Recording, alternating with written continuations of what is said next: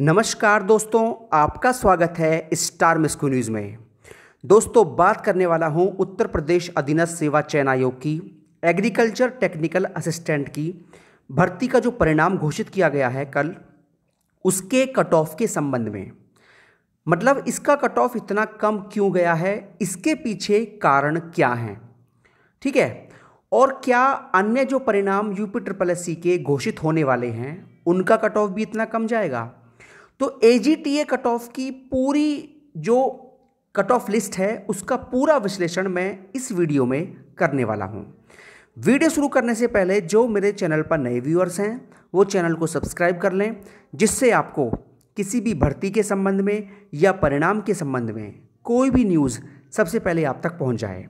दोस्तों, शुरू करता हूं। दोस्तों, ये है कट ऑफ जो है अनारक्षित श्रेणी का गया है 147। आपको बता दूं, ये जो कट ऑफ है ये 400 नंबर में से है। 400 नंबर में से 147 कट ऑफ। कितना कम कट ऑफ है? केवल मात्र 37% कट ऑफ है, ठीक है, 37 पॉइंट समथिंग। बात करूं अगर मैं एससी की तो कट ऑफ है 103। 103 कट ऑफ का मतलब हो गया 400 में से मात्र 25% कट ऑफ, ठीक है। एसटी की बात करूं तो केवल 35 नंबर, 400 में से 35 नंबर। और ओबीसी की बात करूं तो 400 में से 134 नंबर। 400 में से 134 नंबर का मतलब हो गया लगभग 34 या 35% कट ऑफ है ये, ठीक है।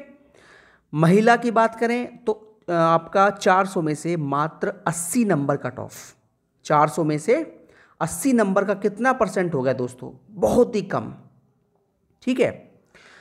तो भूतपूर्व सैनिक का 68, 80% का मतलब 80 नंबर का मतलब हो गया मात्र 20% कट ऑफ, और 68 का मतलब हो गया मात्र 17% या 18% कट ऑफ, ठीक है। ये बाकी आप देख लीजिए। तो इतना कम कट ऑफ जाने के पीछे, इस भर्ती का इतना कम जो कट ऑफ गया है, इसके पीछे रीज़न क्या है, इसका मैं पूरा विश्लेषण करने वाला हूं। दोस्तों, एजीटीए भर्ती में इतना कम कट ऑफ जाने का पहला रीज़न, जो सबसे बड़ा रीज़न है, वो है आपका एग्रीकल्चर की वैकेंसी, कृषि की वैकेंसी। मतलब जो छात्र केवल ग्रेजुएट कृषि से हैं वही इस भर्ती के लिए आवेदन कर सकते थे।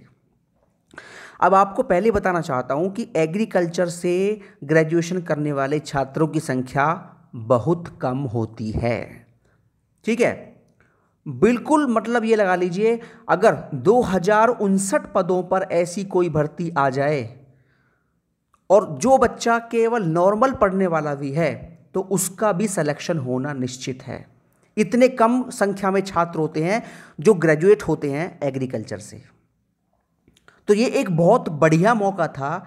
जो छात्र नॉर्मल भी पढ़े होंगे, मुश्किल से 1 घंटा या 2 घंटा भी पढ़े होंगे, उनका सिलेक्शन एजीटीए में हो गया होगा।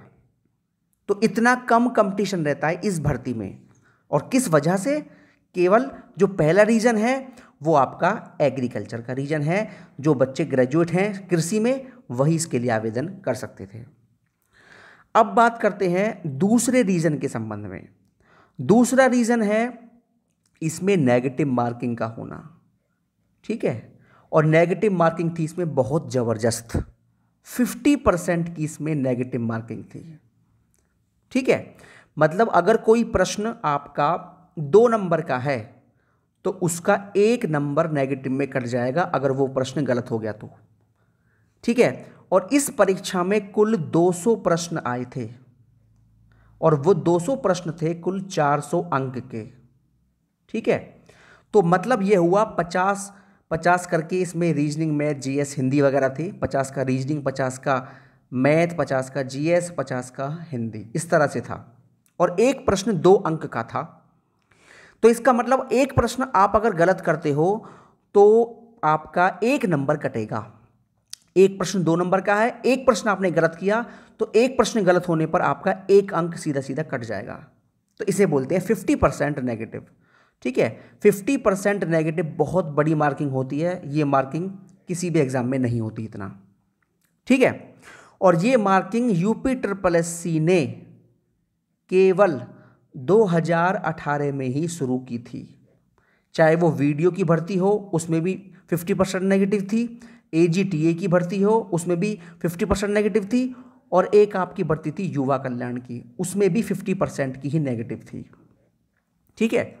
तो 2018 में आने वाली इन 3 भर्तियों में, और एक भर्ती आपकी मंडी परिषद की, ठीक है, उसमें भी 50% नेगेटिव थी।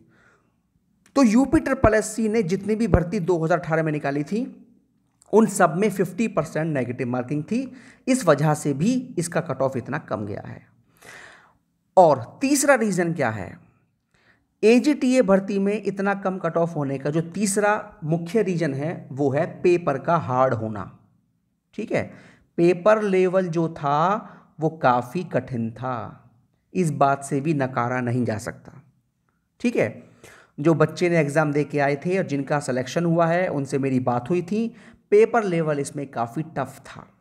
जो बच्चे सेलेक्ट हुए हैं, ठीक है, उनसे मैं बात कर चुका हूं, तो पेपर लेवल काफ़ी इसमें कठिन था। ये भी एक मुख्य रीजन है इसमें कट ऑफ कम जाने का, ठीक है।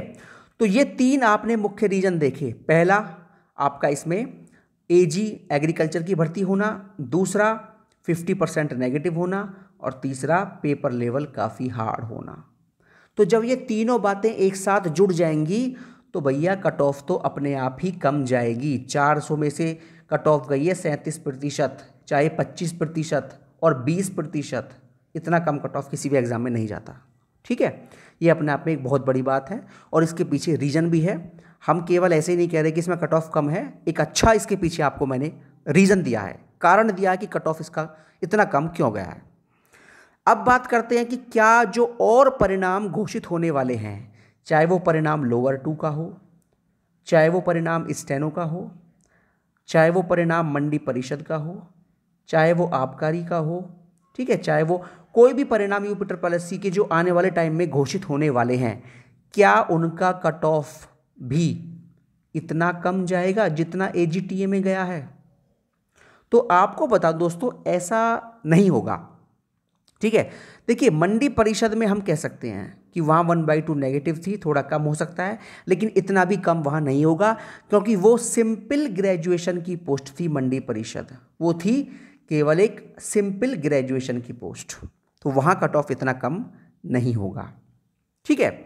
और मंडी परिषद में क्या एक्सपेक्टेड कट ऑफ रहने वाला है, इसका मैं वीडियो बहुत जल्द आपके लिए लेकर आऊँगा, ठीक है। चाहे लोअर 2 की बात करें, लोअर 2 में नेगेटिव मार्किंग नहीं थी, इसमें नो नेगेटिव, ठीक है, तो कट ऑफ इतना कम नहीं रहेगा। चाहे वो स्टेनो की बात करें तो इन भर्तियों में इतना कम कट ऑफ रहने वाला नहीं है। जो भर्ती आपकी एग्रीकल्चर की होती है, कट ऑफ कम रहने के चांस उसी में ज़्यादा होते हैं, ठीक है, क्योंकि वहाँ बच्चों की संख्या बहुत कम होती है।